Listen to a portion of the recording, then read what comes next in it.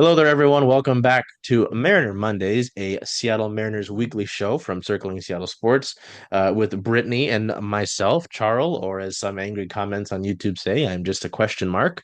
Um, I wish we had more of an upbeat tone, more news in general to speak to you about, right, Brittany? But there's not too much going on and not a lot of positivity necessarily generally for the Seattle Mariners offseason. We've only got really three topics for you, maybe four if we do this psychological where do we go from here outlook.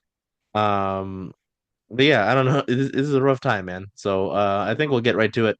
Yeah. The Mariners, we're a team that was listed, for I think several months, right? That was interested in if I'm pronouncing this right correctly, per the KBO in English Twitter account, as Hye-seong Kim, um, from the KBO, yes, posted, and his deadline was Friday.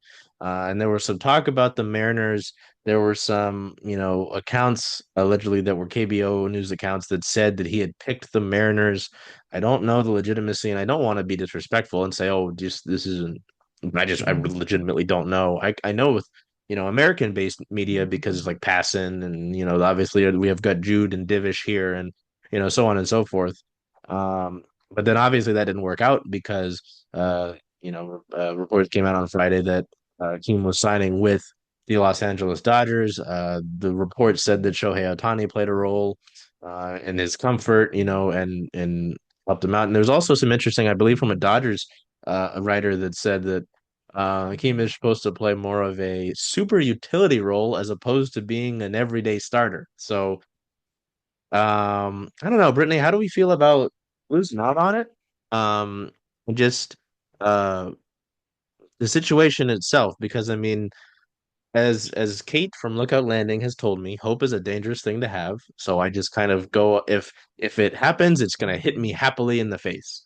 Right? Like, I don't know. Absolutely.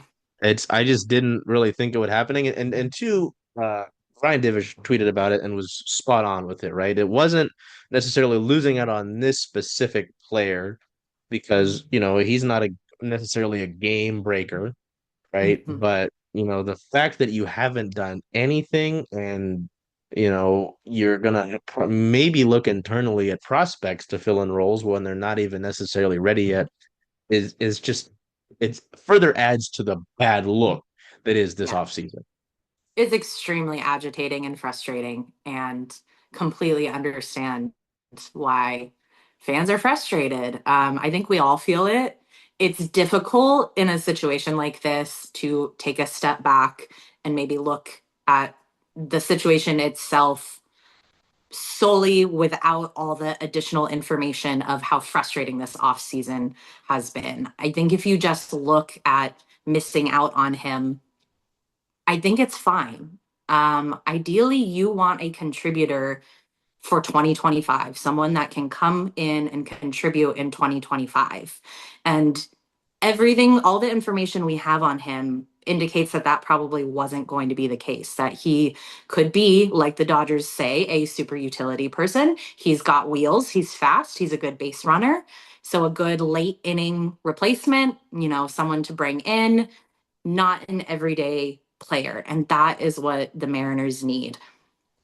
I understand the conversations have turned to, well, we sign anyone at this point, right? Just take who you can get and let's just sign someone. It's better than signing no one. Yes and no. The offseason isn't over yet. I know that's so incredibly frustrating to hear, Yeah. but I don't think, he has zero power, and they Mariners really need some pop in this lineup. He would have been a good utility guy. I don't think he would have been an everyday starter. In a vacuum, I think missing out on him is fine. In a couple years, maybe we really regret that. But looking at where the Mariners are right now and looking with their once in a generation rotation to compete now in 2025, he was not going to make a big enough impact on your 2025 roster for this to be an incredibly frustrating swing and a miss. With that said, I mentioned this last time where it feels very frequently like the Mariners do not have a pivot plan. So they put all their chips in for someone, Carlos Santana, Roki Sasaki, whoever, Keem, and they miss out and do not have a pivot plan from there. So here we are again, kind of repeating the same stuff we have. And I certainly don't blame people for being frustrated and angry. Missing out on Hye-seong Kim on its own in a vacuum is fine. Yeah, it's I mean, part of the thing about, the offseason not being over anyway, but not over yet, sorry, is that there are still some talented players available, in the infield. Again, we talked about it, I think, the last few weeks. I'm not looking at the outfield. You don't need an outfielder, and if you get him to be a DH, then you're paying way too much money for your DHs anyway. Um, they're still talented players. The thing, of course, and I'm sure we'll get comments about it, yes, is that they don't have the money for the players that are available in Pete Alonso and Alex Bregman that would be legitimate. I would say they're known upgrades, is what I would describe him as. Anthony Definitely. Rizzo, he's older, yes, but mm, I do like Rizzo. Don't get me wrong. But like, I think those two guys are your certified known upgrades. And then we kind of get into what can you give me now with a bunch of players like Rizzo, Moncada, who we'll talk about later. Brandon Drury was a guy I think that I wanted a few off seasons ago. And what does he have left in the tank? Um, this is the different Kim. There's Kim that we just talked about, and then there's the other. There's Hye-seong Kim, Yeah. who played with the Padres most recently. I mean, I, sorry, I'm thinking about the story that I think it was the Padres told about Hye-seong Kim. Who do you know this story, Brittany, about how he would be the Japanese? No, sorry, players where he came from would smoke cigarettes when they were stressed out, and they tried to get him to stop.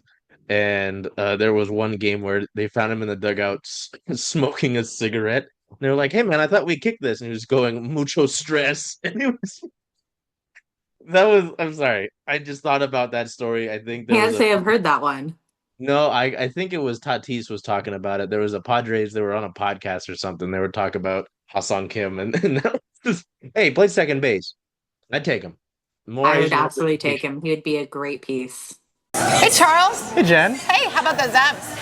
Oh, I'm excited. I know. Where are you going to watch all those away games, though? Away games. Huh. I was thinking of coming here since, after all, Rough and Tumble is the home of Circling Seattle Sports. I love that idea. Hope to see y'all here.